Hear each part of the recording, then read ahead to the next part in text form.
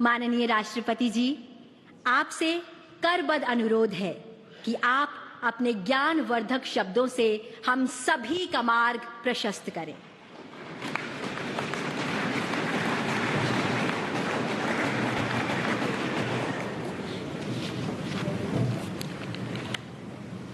भारत के माननीय उपराष्ट्रपति श्री जगदीप धनखड़ जी, प्रधानमंत्री श्री नरेंद्र मोदी जी, लोकसभा अध्यक्ष श्री ओम बिरला जी, राज्यसभा के उपसभापति श्री हरिवंश जी, राज्यसभा में सदन के नेता श्री जगत प्रसाद नाडा जी, राज्यसभा में विपक्ष नेता श्री मल्लिकार्जुन खड़गे जी, संसदीय कार्य मंत्री श्री किरेन रिजिजू जी, लोकसभा में विपक्ष नेता श्री राहुल गांधी जी, माननीय सांसदगण और प्यारे देशवासी, संविधान दिवस के पावन अवसर पर आप सभी के बीच आकर मुझे हार्दिक प्रसन्नता हो रही। संविधान हमारे देश का सबसे पवित्र ग्रंथ है। आज हम सब एक ऐतिहासिक अवसर के भागीदार भी बन गए हैं और साक्षी भी। 75 वर्ष पहले संविधान सदन के इसी केंद्रीय कक्ष में आज ही के दिन संविधान सभा ने नवस्वाधीन देश के लिए संविधान निर्माण का बहुत बड़ा कार्य संपन्न किया था। उस दिन संविधान सभा के माध्यम से हम भारत के लोगों ने इस संविधान को अपनाया, अधिनियमित किया और आत्मार्पित किया था। हमारे संविधान हमारे लोकतांत्रिक गणतंत्र की सुदृढ़ आधारशिला है। हमारा संविधान हमारे सामूहिक और व्यक्तिगत स्वाभिमान को सुनिश्चित करता है। आज कृतज्ञ राष्ट्र की ओर से मैं संविधान सभा के सदस्यों और कर्मियों को श्रद्धांजलि अर्पित करती हूँ। ये देश का सौभाग्य है कि संविधान सभा के अध्यक्ष डॉक्टर राजेंद्र प्रसाद ने तथा प्रारूप समिति के अध्यक्ष डॉक्टर बाबा साहेब अम्बेडकर ने संविधान निर्माण की यात्रा का मार्गदर्शन किया। बाबा साहेब अम्बेडकर ने प्रगतिशील और समावेशी सोच की छाप हमारे संविधान पर अंकित किया है। संविधान सभा में बाबा साहेब के ऐतिहासिक संबंधों से ये तथ्य स्पष्ट होता है कि भारत लोकतंत्र की जननी है। अपने लोकतंत्र पर गौरव की इसी भावना के साथ आज हम सब इस विशेष अवसर पर एकत्र हुए। ये अवसर संविधान सभा की 15 महिला सदस्यों के योगदान को स्मरण करने का भी है। हमें उन अधिकारियों के अमूल्य योगदान को भी याद रखना चाहिए जिन्होंने नेपथ्य में रहकर काम किया। उनकी कार्यनिष्ठा ने संविधान निर्माण की प्रक्रिया को सुचारू रूप से आगे बढ़ाया। उनमें प्रमुख भूमिका श्री BN राव की थी, जो संविधान सभा के संवैधानिक सलाहकार थे। मैं संविधान सभा के सचिव श्री HBR अंगगर, संयुक्त सचिव श्री SN मुखर्जी और उप सचिव श्री जुगल किशोर खन्ना को भी उल्लेख करना चाहूंगी। माननीय सांसदगण, स्वतंत्रता के 75 वर्ष पूर्ण होने पर मैं सभी देशवासियों ने आज़ादी का अमृत महोत्सव मनाया। आगामी 26 जनवरी को हम अपने गणतंत्र की 75वें वर्षगांठ मनाएंगे। इस तरह के समारोह हमें अब तक की यात्रा का अवलोकन करने और आगे की यात्रा की बेहतर योजना बनाने के अवसर प्रदान करते हैं। ऐसे समारोह हमारी एकता को मजबूत बताने की तथा ये दर्शाते हैं कि राष्ट्रीय लक्ष्यों को प्राप्त करने के प्रयासों में हम सब एक साथ हैं।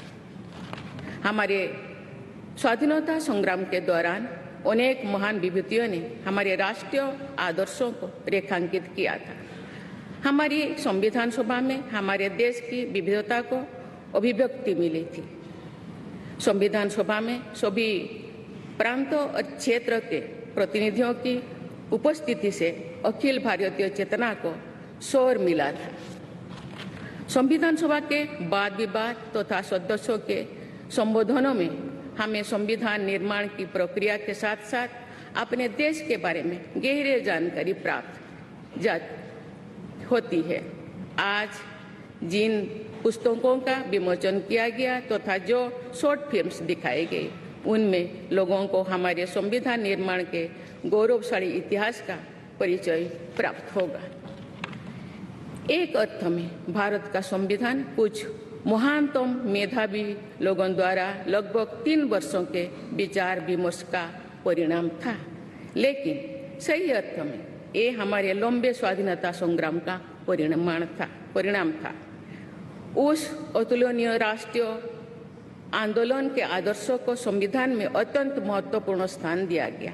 उन आदर्शों को सुस्पष्ट और संक्षिप्त रूप से संविधान की प्रस्तावना में व्यक्त किया गया है। ये आदर्श है न्याय, स्वतंत्रता, समता और बंधुता। ये आदर्श सदियों से भारत को परिभाषित करते हैं। संविधान की प्रस्तावना में उल्लिखित आदर्श एक दूसरे के पूरक है। समग्र रूप से ये सभी आदर्श ऐसा वातावरण उपलब्ध कराते हैं जिसमें हम नागरिक को फूलते फलते समाज में योगदान देने तथा साथी नागरिकों की मदद करने का अवसर मिलता है। माननीय संसदगण, संविधान की भावना के अनुसार कार्यपालिका, विधायिका और न्यायपालिका का यह दायित्व है कि वे सामान्य लोगों के जीवन को सुगम बनाने के लिए मिलजुल कर काम करें।